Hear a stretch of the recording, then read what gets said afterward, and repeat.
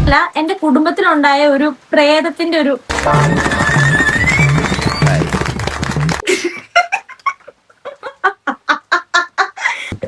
Hi guys, welcome back to my YouTube channel. ഇപ്പൊ നിങ്ങൾ വിചാരിക്കും ഇതൊക്കെ എന്താ സെറ്റപ്പ് എന്നല്ലേ? അപ്പൊ ഞാൻ ഇന്ന് ഒരു ഗോസ്റ്റ് എക്സ്പീരിയൻസ് പറയാൻ വേണ്ടിട്ട് പോവാണ്. ഈ പ്രേതത്തിലും ഭൂതത്തിലും ഒന്നും അങ്ങനെ വിശ്വാസമില്ല, പക്ഷേ ദൈവം ഉണ്ടെങ്കിൽ ഈ പറഞ്ഞ സാധനങ്ങളും കാണുമല്ലോ. അപ്പൊ എന്റെ അച്ഛനുണ്ടായ ഒരു എക്സ്പീരിയൻസ് ആണ് ഞാൻ പറയാൻ വേണ്ടിട്ട് പോകുന്നത്. അപ്പൊ ഇതിനെ ജസ്റ്റ് ഒരു സ്റ്റോറി ആയിട്ട് മാത്രം കാണുക. വിശ്വസിക്കേണ്ടവർക്ക് വിശ്വസിക്കാം, അല്ലെങ്കിൽ വേണ്ട. ഓക്കെ, അതാന്ന് പറയുന്നത് ഞങ്ങളൊക്കെ ജനിക്കുന്നതിന് മുമ്പാണ്. അപ്പൊ അച്ഛൻ പറഞ്ഞു തന്നിട്ടുള്ള അറിവാണ് നമുക്കുള്ളത്. അപ്പൊ വർക്ക്ഷോപ്പിൽ രാത്രിപ്പണിയായിരുന്നു. അപ്പൊ ആ ടൈമിൽ ലാസ്റ്റത്തെ വണ്ടി പോയി. അപ്പൊ പിന്നെ അവിടുന്ന് വീട്ടിലോട്ട് നടന്നു വേണമായിരുന്നു പോകാൻ. അപ്പൊ കയ്യിലൊരു കുഞ്ഞു മെഴുകുതിരിയൊക്കെ ഉണ്ടായിരുന്നു. അപ്പൊ ഇവരുടെ വീടെന്ന് പറയുന്നത് റോഡിൽ നിന്ന് കുറെ അങ്ങ് കയറി പോണമായിരുന്നു, ഒരു മലമുകളില്. അത്ര ഒരു മെഴുകുതിരിയൊക്കെ കത്തിച്ച് അച്ഛൻ വീട്ടിലോട്ട് വരുവാണേ. അപ്പൊ വന്ന ടൈമില് വീടിന്റെ പാതിയൊക്കെ ആയപ്പോ, അതായത് അടുക്കാറായപ്പോഴത്തേക്കും ഈ മെഴുകുതിരി അങ്ങ് നിന്നുപോയി. അപ്പൊ മണ്ടയിലോട്ട് നോക്കുമ്പോ ഇവരുടെ വീടിന്റെ വെട്ടം കാണുന്നുണ്ട്. അച്ഛൻ കുറെ ദൂരം അങ്ങ് നടന്ന് ചെന്ന് കഴിഞ്ഞ് നോക്കിയപ്പോ ആ വീട് പിന്നെ അങ്ങ് ദൂരെ നിൽക്കുന്നു. അത് കഴിഞ്ഞിട്ട് അച്ഛൻ കുറച്ചുകൂടെ അങ്ങ് നടന്നു. അങ്ങനെ നടന്നു കഴിഞ്ഞപ്പോഴത്തേക്കിനും ആദ്യം എന്തേ ദൂരമാണോ കണ്ടത്, ആ വീട് ആ ദൂരത്ത് തന്നെ നിൽക്കുക. നടന്നിട്ടും എത്തുന്നില്ല.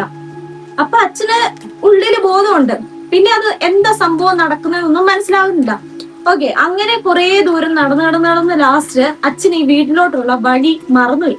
മറ്റേ ഒരു കാപ്പിത്തോട്ടമുണ്ട്, ആ കാപ്പിത്തോട്ടത്തിൽ കൂടെ ഒക്കെ കുറെ ദൂരം ഇങ്ങനെ നടന്ന് ചെന്ന് അപ്പൊ തലയില് ഒരു കാപ്പിക്കമ്പ് ഇങ്ങനെ നിൽക്കുമായിരുന്നു. ആ കമ്പ് തലക്കിട്ട് അടിച്ചിട്ട് അച്ഛന്റെ ബോധം പോയിട്ട് അച്ഛൻ അത് കിടന്നു.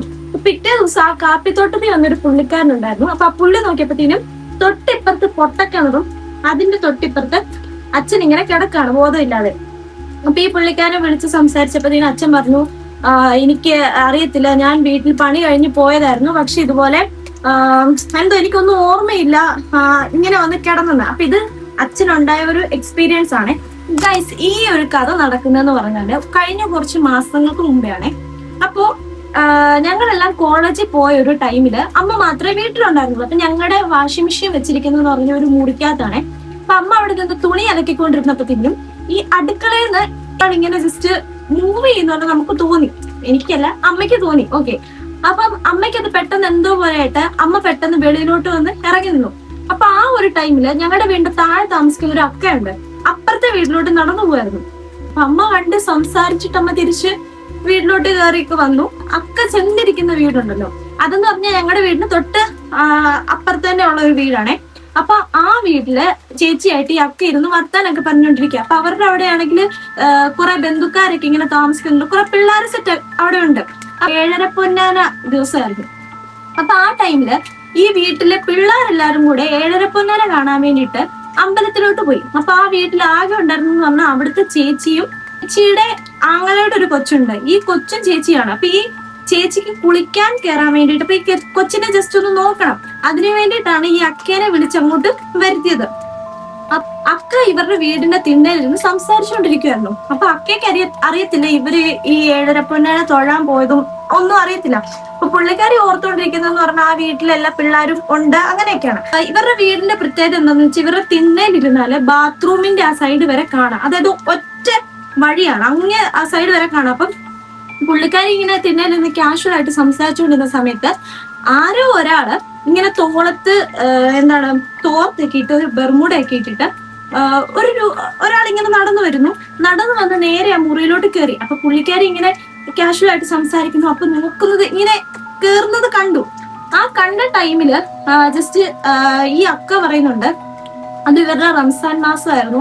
അപ്പൊ ഒക്കെ കറക്റ്റായിട്ട് നോയമ്പെടുക്കുന്നതാണ്. അപ്പൊ ഞാൻ ഇങ്ങനെ കേട്ടിട്ടുണ്ട്, ഇങ്ങനെ നോയമ്പെടുക്കുന്നവർക്കൊക്കെ ആ ടൈമില് പുണ്യമാസത്തില് ഓരോന്നൊക്കെ കാണാൻ പറ്റും എന്നൊക്കെ ഞാൻ കേട്ടിട്ടുണ്ട്. അക്ക ഈ ചേച്ചിയോട് ചോദിച്ചു, അതിനിവിടെ ആരാ ഉള്ളത്, ഇവന്മാരൊന്നും ഒരിടത്തും പോയില്ലേന്ന് ചോദിച്ചു. അപ്പൊ ഈ ചേച്ചി അക്കയോട് പറഞ്ഞു, ഇവിടെ ആരും ഇല്ലല്ലോ എന്ന് പറഞ്ഞു. അപ്പൊ അക്ക പറഞ്ഞു, ഇപ്പൊ ഒരാൾ ഇപ്പൊ കുളിച്ചിട്ട് തോർത്തുമായിട്ട് ഈ മുറിയിലോട്ട് കയറുന്ന ഞാൻ കണ്ടല്ലോ എന്ന് പറഞ്ഞു.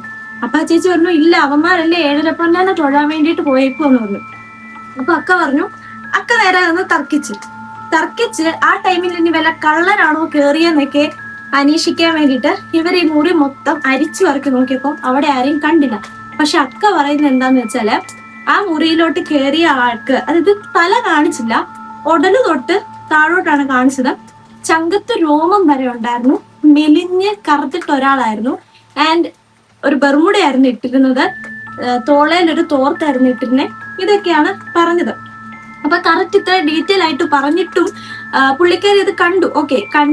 പുള്ളിക്കാരിക്ക് അത് വിശ്വാസമായി. ആൻഡ് ഇതിന്റെ എല്ലാ ഒരു കോമഡി എന്താന്ന് വെച്ചാല്, നമ്മളിങ്ങനെ ഓരോരുത്തരുടെ എക്സ്പീരിയൻസ് ഈ അയൽവക്കത്തൊക്കെ പോയിരുന്നിട്ട് നമ്മളിങ്ങനെ സംസാരിക്കുന്ന കൂട്ടത്തില് ഇതുപോലെയുള്ള എക്സ്പീരിയൻസ് നമ്മൾ അങ്ങോട്ടും ഇങ്ങോട്ടും എല്ലാം ഷെയർ ചെയ്ത സമയത്ത് ഈ അക്കയാണെങ്കിൽ ഇതൊന്നും വിശ്വസിക്കത്തില്ലായിരുന്നു. പുള്ളിക്കാരി പറയുന്നത് ഇതെല്ലാം ഫുള്ള് കള്ളത്തരമായിരുന്നു, ഇങ്ങനെ ഒരു സംഭവം ഇല്ലാതായി എന്നൊക്കെയാണ് പറയുന്നത്.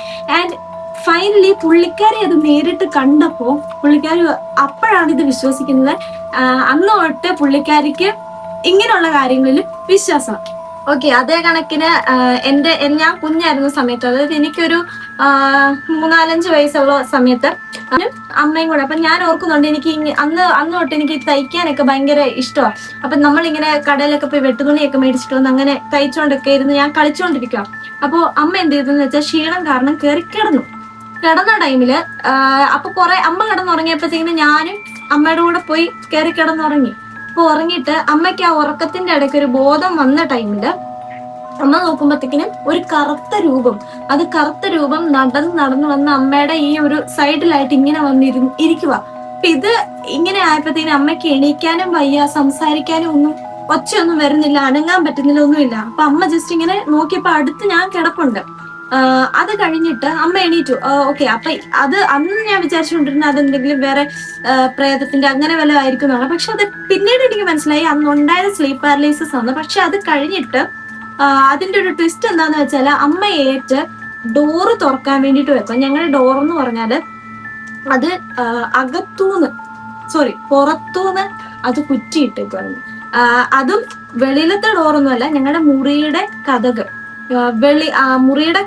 വെളിയിന്ന് കുറ്റിയിട്ടേക്കാണ് ഗൈസ്. അത് ഇങ്ങനത്തെ മറ്റേ എന്താ പറഞ്ഞ കൊളുത്ത് പോലത്തെ ഒരു സാധനം നമ്മളിങ്ങനെ കയറ്റിയെടുത്തില്ല, അതാ. അപ്പൊ അത് നോർമലി കാറ്റടിച്ചാ പോലും ആ കുറ്റി മറ്റേ ഒരു റൗണ്ടിന്റെ അകത്ത് ആ കുറ്റി ഇങ്ങനെ കയറി കിടക്കത്തില്ല. നമ്മളിങ്ങനെ പ്രസ് ചെയ്യാതെ അതൊരിക്കലും കയറി കിടക്കത്തില്ല. നമ്മുടെ തിന്നലത്തെ കഥകളെല്ലാം അടച്ചിട്ടേക്കുമായിരുന്നു. മുറിയിലത്തെ കഥകൾ എന്തുവായിരുന്നു, ഇതുപോലെ ആ കുറ്റി കൊടുത്ത് അതെല്ലാം കയറി കിടക്കായിരുന്നു ഗൈസ്. എന്നിട്ട് അപ്പുറത്തെ വീട്ടിലെ ചേച്ചീനെ വിളിച്ചിട്ടാണ് ആ കഥക് തുറന്നത്. അത് ഒരു വല്ലാത്തൊരു എക്സ്പീരിയൻസ് ആയിരുന്നു ഗൈസ്. ഇപ്പൊ ഞാൻ പറഞ്ഞതൊക്കെ ഓരോരുത്തരുടെ എക്സ്പീരിയൻസ് ആണെങ്കിലും എനിക്ക് ഉണ്ടായ ഒരു എക്സ്പീരിയൻസ് പറയാം. അത് അത്ര പേടിപ്പിക്കുന്നതാണോ ചോദിച്ചാൽ വലുതായിട്ട് പേടിപ്പിക്കുന്നൊന്നുമല്ല, പക്ഷെ ഞാൻ ശരിക്കും പേടിച്ചായിരുന്നു. അതെന്തുകൊണ്ടാന്ന് എനിക്കറിയത്തില്ല. അതെന്താന്ന് വെച്ചാൽ, ഒരു ദിവസം രാത്രി ഒരു 2-2:30 ആ ഒരു ടൈമിലാണ്. അപ്പൊ ഞാൻ ആ ടൈമിൽ നമുക്ക് ക്ലാസ് ഒന്നും ഇല്ലായിരുന്നു. അപ്പൊ ഞാൻ ഈ ഫോണൊക്കെ നോക്കിയിട്ട് ക്ഷീണം കാരണം എന്നാ കിടന്നേക്കാന്ന് വിചാരിച്ചിട്ട് ഞാനും അമ്മയും കൂടെ, അത് ഞങ്ങൾ ഇവിടെ തന്നെയാണ് കിടക്കുന്നത്. അപ്പൊ ഇവിടുന്ന് നോക്കിയാൽ ഇങ്ങനെ ആകാശം കാണാവേ. അപ്പൊ പിന്നെയാണെങ്കിൽ മിറ്റത്തിന് വേണ്ടിയിട്ട് ഇങ്ങനെ പടുത കെട്ടി വെച്ചിട്ടുണ്ടായിരുന്നു. എന്നിട്ട് ഞാൻ ഒരു 2:30 ആയപ്പോഴത്തേക്കിനും ക്ഷീണം കാരണമൊക്കെ ഞാൻ ഫോൺ എടുത്ത് വെച്ചിട്ട് ഞാൻ അങ്ങ് കയറി ജസ്റ്റ് ഇങ്ങനെ കിടന്നു കഴിഞ്ഞ് ഞാൻ ഈ ജനലിലോട്ട് നോക്കിയപ്പോഴത്തേക്കിനും വലിയൊരു സൂര്യൻ ഉദിച്ചു നിൽക്കുന്ന പോലെ തന്നെ ഭയങ്കര പ്രകാശമായിട്ട് ഇങ്ങനെ നിൽക്കുക. അപ്പൊ ഞാൻ കറക്റ്റ് ഇതെന്നാ സംഭവം. അപ്പൊ അവിടെ ചന്ദ്രൻ ഇല്ല ആ ടൈമിൽ. ഓക്കെ, അപ്പോ ആ വെട്ടത്തിൽ കൂടെ ഞാൻ ഈ മരത്തിന്റെ ശിഖരങ്ങളൊക്കെ ഇങ്ങനെ പടർന്ന് പന്തലിച്ച് നിൽക്കുന്നത് ഞാൻ കണ്ടു. അപ്പൊ ഞാൻ ഇങ്ങനെ കുറെ നേരം അതിൽ തന്നെ നോക്കിയിരുന്ന്, എന്നിട്ട് ഞാൻ അമ്മേനെ കാണിച്ചേക്കാന്ന് വിചാരിച്ചിട്ട് ജസ്റ്റ് ഇങ്ങനെ ഒന്ന് കണ്ണിങ്ങനെ അടച്ചിട്ട് ഇങ്ങനെ നോക്കിയപ്പം അതവിടെ കാണുന്നില്ല, അത് പോയി. അപ്പൊ എനിക്കത് വലിയ പേടിയൊന്നും തോന്നിയില്ല. അപ്പൊ ഞാൻ വിചാരിച്ചു ചന്ദ്രൻ വല്ലതും ആയിരിക്കും, അങ്ങനെയൊക്കെ ആയിരിക്കും. അത് കഴിഞ്ഞ് പിറ്റേ ദിവസം രാവിലെ ഞാൻ എണീറ്റ്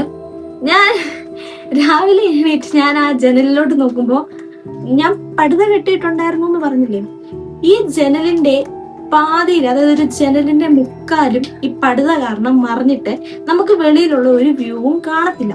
ഓക്കെ, ആ മറിഞ്ഞിരിക്കുന്ന സ്ഥലത്ത് തന്നെയാണ് ഞാൻ ഈ ചന്ദ്രൻ പോലത്തെ ആ ഒരു ഇതിനെ കണ്ടത്. എനിക്ക് രാത്രിയിൽ എനിക്ക് അങ്ങനെ വലിയ പേടിയോ കാര്യങ്ങളോ ഒന്നും വന്നില്ല, കാരണം നക്ഷത്രമോ ചന്ദ്രനോ അങ്ങനെ വിചാരിച്ചിട്ട് ഞാൻ അങ്ങ് കിടന്നു.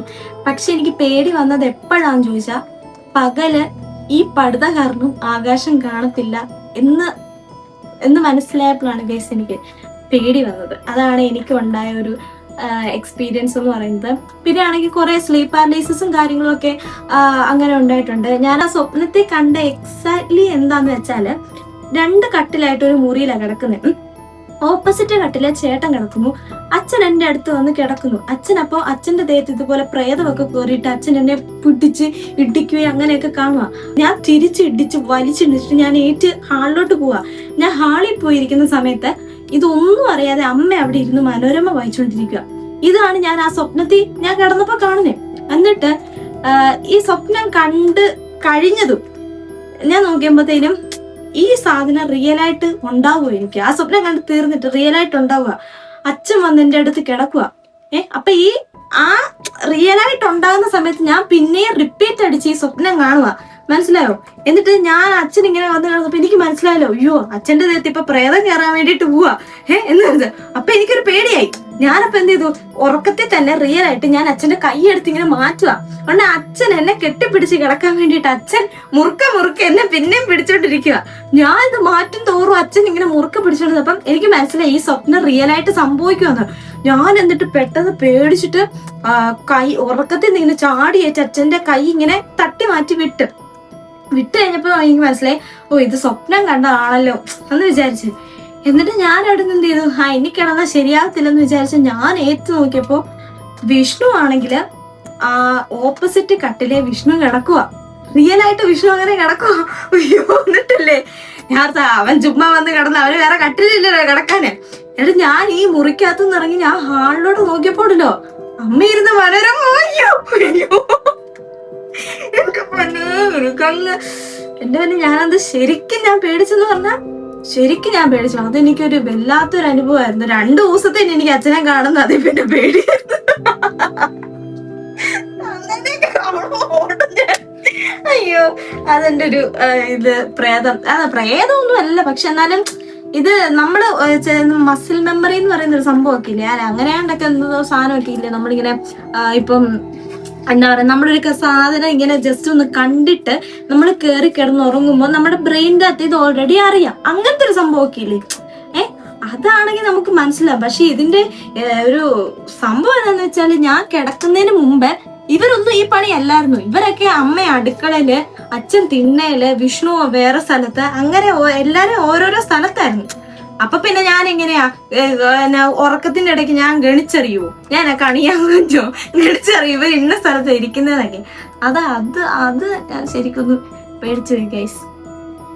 അപ്പൊ ഇതെന്നൊക്കെ പറഞ്ഞാല് ഞാനിപ്പൊ അങ്ങനെ ഇത് ഒറിജിനലായിട്ട് അങ്ങ് നടന്നു അങ്ങനെയല്ല, ഇത് നടന്ന സംഭവമൊക്കെ തന്നെയാണ്. പക്ഷെ അത് എത്രത്തോളം അത് ആൾക്കാർ വിശ്വസിക്കുന്നു നമുക്കറിയത്തില്ല. പിന്നെ അത് തന്നെയല്ല, ഓരോരുത്തരും നമ്മൾ ഓരോരോ കാര്യങ്ങളൊക്കെ ഇങ്ങനെ പറയുമ്പോഴത്തേക്കും ഇതൊക്കെ കേട്ട് ചിരിക്കുന്നവരും വിശ്വസിക്കാതിരിക്കുന്നവരും ഒക്കെ കാണും.